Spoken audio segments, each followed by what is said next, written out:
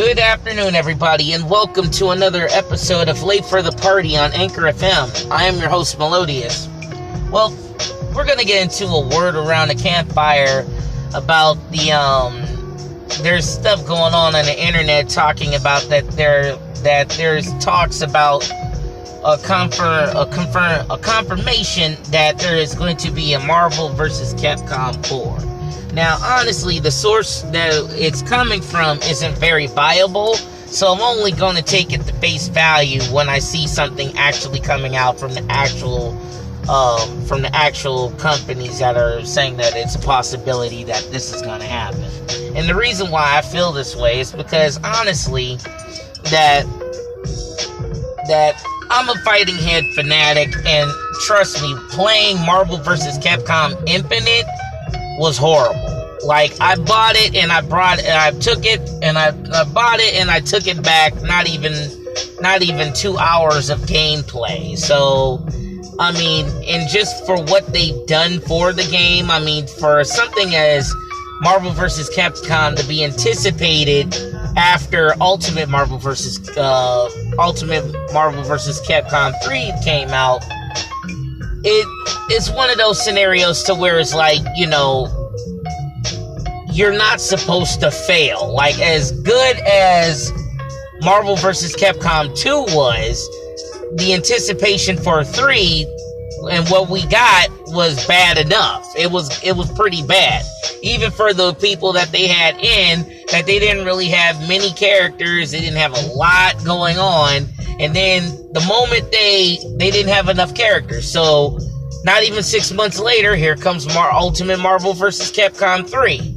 So, but for Marvel vs. Capcom Infinite, I mean, they, instead of being 3v3, they turned it to 2v2, and the story mode that they had, the story mode that they had for it was horrible. It was terrible. I mean, they got both Marvel and Capcom universes merged in together. You don't know the reason why. You start the game up like where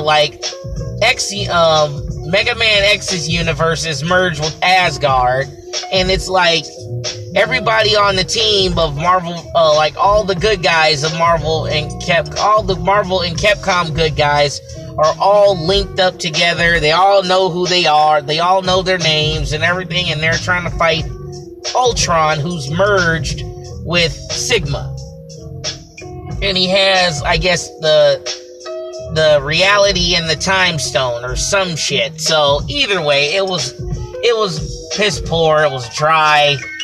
You know, like, the gameplay mechanics is cool, but, you know, they always say don't judge a book by its cover, but 9 out of 10 times, if the cover sucks, most people won't pick up the book. So, but, you know, you think the fighting mechanics is going to save the gameplay itself? Come on. No, of course not. I mean, just the fact that just the characters that they had, there's no X-Men characters or anything like that, and it's like there's characters who we didn't need in this one that they wound up putting in. So a lot of, like, it was almost like committee just made this game just to shut the fans up. So it was backwards. It was horrible. It was completely messed up. So now the rumor wheel comes on. People are now the internet's talking about a Marvel vs. Capcom 4. Now, honestly, I feel like this. Now, there was no way in hell. Honestly, I feel like a talk for Marvel vs. Capcom 4 now is unbelievable, because what Capcom's trying to do is trying to sweep Marvel vs. Capcom Infinite under the rug and act like it doesn't exist, because not only that it did piss poor, but not only that it did piss poor in sales, that you know, in all the competition, Dragon Ball Z which pretty much you would consider Dragon Ball Fighters would be considered to me the successor of Marvel vs. Capcom 2, to where it pretty much goes in and literally beats the living crap out of Marvel vs. Capcom Infinite. I'm sorry. It had no chance. The problem with that was that we were having so much high hopes for Marvel vs. Capcom Infinite, because of what happened with Street Fighter V, that how piss poor that Street Fighter V did, and they were trying to, and all the fans and everybody was trying to get answers from Marvel vs. Capcom Infinite, which it didn't happen. So, but now look at how Street Fighter V had their like rebuttal everything that's happened, even with that. So for MVCI to actually be MVC4, I mean, how would they do it? Would they like use the template of MVCI and create it over that? I mean, who knows, man? Like, that's just, to me, I think that'd be too much to make MVCI the vanilla and then use it over and then create MVC4 over MVCI. So it's, to me, I think that would just be a cop-out. And honestly, if anything, they would have to start over from scratch. But honestly, I feel that it's dead already. So, I mean, with all the and here's the thing that I've probably said about Capcom and I had a problem with. With all the properties that this game, that this company has. I mean, think about all the games that all the games. I'm not even including fighting games. Well, yeah, I'm going to include fighting games on this one. Well, all the properties that Capcom has, why don't they just make like their own all-star fighting game? I don't get that. Make your own all-star fighting game.